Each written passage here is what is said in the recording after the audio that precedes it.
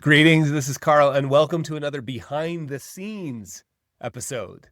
I'm excited to share with you one of my favorite sketches. Those of you who are watching this on video can see from the manuscript. This sketch is called The Big Mistake. The Big Mistake. And the story I share is super personal. It's somebody I know really, really well. And it wasn't me, by the way. Somebody I know really, really well. And you can read the story in the essay.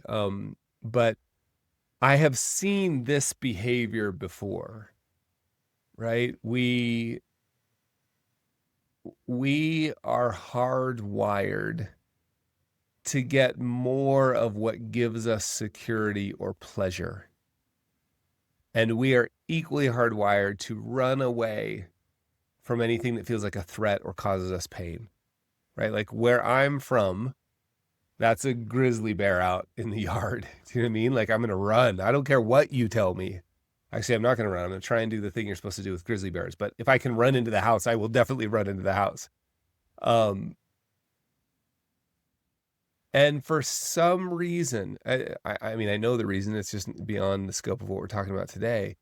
We have translated that onto our investments, particularly our public market stock or equity investments, the stock market, as we say, right? When the stock market goes up, we have been taught and trained to feel security or pleasure. I just had this conversation 2 days ago with somebody who was like, man, my portfolio is up a bunch. I feel so much better, right? Like, and of course we do. You look at the statement, it's green, like it feels good. You feel so much better. And in fact, in this exact conversation 2 days ago, the person was like, I think I can go buy the thing I've been waiting to buy. We feel better. We even have words for this, big fancy words that they repeat on TV, like consumer confidence. The consumer is feeling confident. Spending is up. And then, of course, when markets go down, everyone runs around and waves their hands and says, we got to do something, we got to do something, we got to do something. And that feels like mortal danger. And you say, I don't care what you say about your history or the weighty evidence of history or your charts or your graphs, get me out. Because we've translated that into pain or threat. Well, that's assuming we're invested like adults, like we're broadly diversified and the portfolio was intentionally designed based on our values and goals.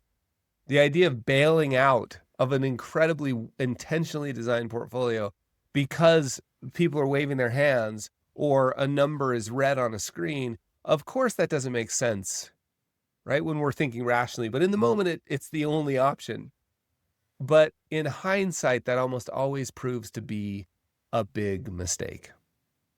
And the point of this essay was just put something, your uncle, your mother-in-law, a friend, in this case, a financial advisor, like a real, and let me be clear about that because there's plenty of fake ones, but a real financial advisor, put something, a guardrail between you and the big mistake. A funny story.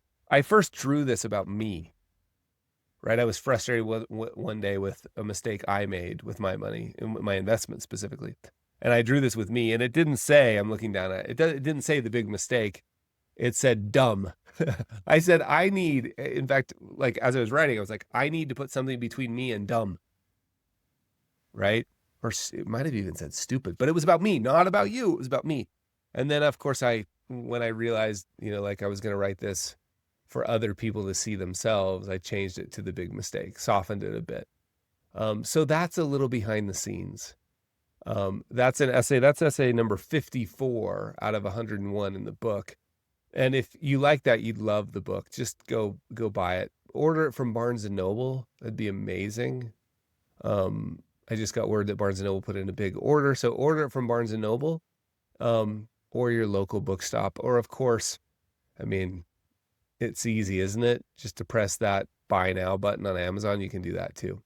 And if you'd like to see more, we've put together an excerpt for you of 7 of my favorite. It's beautifully designed. It's got the cover. The full table of contents is included too. And 7 of my favorites. And all you have to do is email hello@behaviorgap.com. That's hello@behaviorgap.com. And just put in the subject line, friend of Carl, and we'll send you the excerpt. Cheers, my friends.